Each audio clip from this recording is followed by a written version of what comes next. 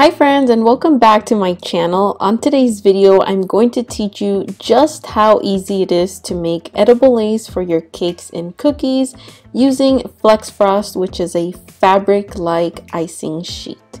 Let's get started.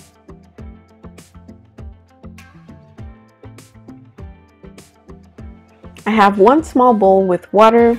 I also have two scrapers to help me spread my fabric sheet right into my lace mats once it is dissolved with the water. I will also be using FlexFrost in the color Tiffany, which is translucent, and FlexFrost in the color Original Black from ICING Images. You can do this project with any kind of lace mat. In this instance here, I have a mat from SweetSugarbelle that I was able to buy at Michael's.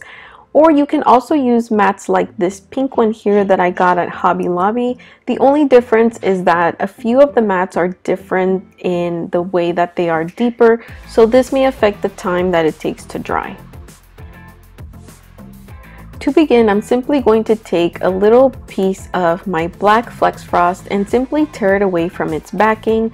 You don't really have to be too concise about this, but just tear pieces off, and I'm simply going to take them and dip them into this little bowl of water. Don't worry too much about how long your paper stays in the water or how much water you need, because eventually we're going to dehydrate it and the water will evaporate.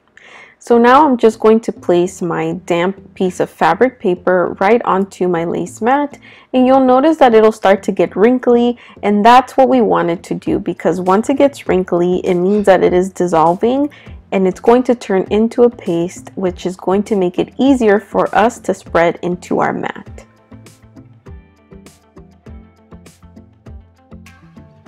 This process usually takes about 10 seconds before your paper starts to wrinkle into the mat, and once you see that it does that, you're going to just go ahead and take your scraper, and it's going to do exactly what you see here. So our fabric edible sheet turned into a paste, and now we can just go ahead and spread it into the rest of our lace mat.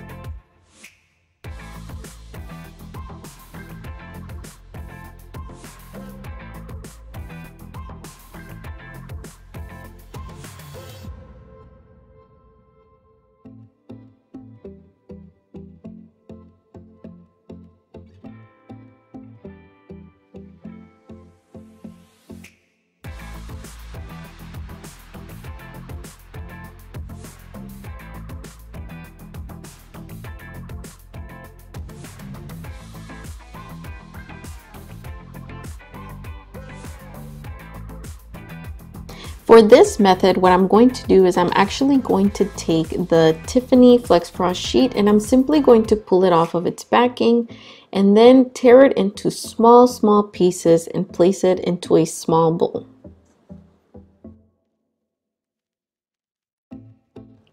Please keep in mind that the smaller you cut your pieces, the easier it is for the paper to dissolve with the water. So usually for one sheet of FlexFrost, I use between 1 tablespoon to 2 tablespoons of water to dissolve it. In this case, I only used 1 tablespoon.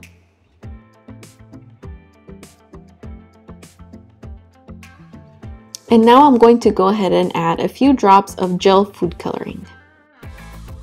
I'm also adding in a bit of white because my paper is translucent and I wanted to catch the color a lot better. So you can certainly mix and match any colors that you want. I strongly recommend using gel only because a water-based color is more likely to add more moisture, which is exactly what we are not trying to do. And as you can see here, it does take quite a bit of work for this to dissolve, but just be patient.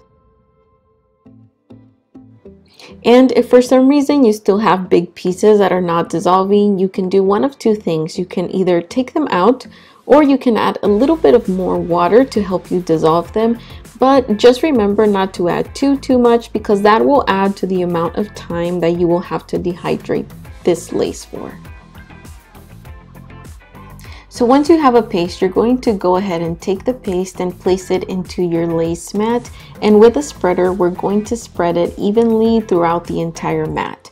So in my experience, one entire sheet of FlexFrost was enough to cover a lace mat of this size, and I will leave the exact dimensions in the description box below.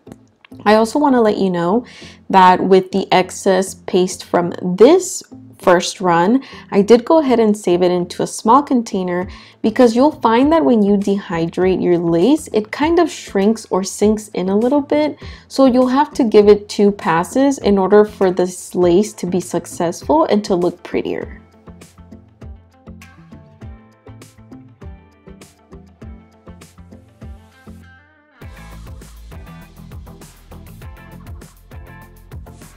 Okay, so for our first round, I'm going to go ahead and dehydrate my lace. You can also use a blow dryer. You can let it air dry at room temperature, and I'll put the difference in drying times down in the description box below for those specifics. Here's how my lace looks once it comes out of the dehydrator the first time. So as you can see, it kind of sinks in a little bit. So I'm going to go ahead and go back and give both of these mats another run with the leftover paste that I have from the first time. And you'll find that since your paste has been sitting for quite a bit, it won't be hard or stiff, but it'll just be a little bit dry. So just go ahead and dip it back into a little bit of water and continue spreading as you did the first time. And also remember that once you are done this second time putting more paste into your mat, we're going to repeat the drying process. Whether you use a dehydrator, you leave it to dry at room temperature, or any other method, to make sure that your lace dries the second time around.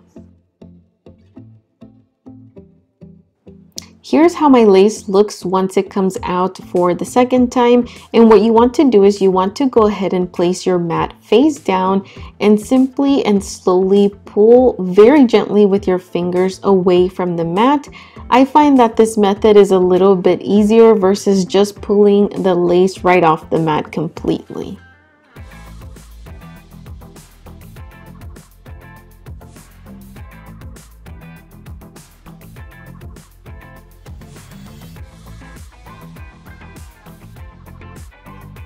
I hope that you're able to use this technique on your next cake or cookie project. Don't forget that all the materials with links are in the description box below. Thank you so much for watching, and also don't forget to share this with your friends.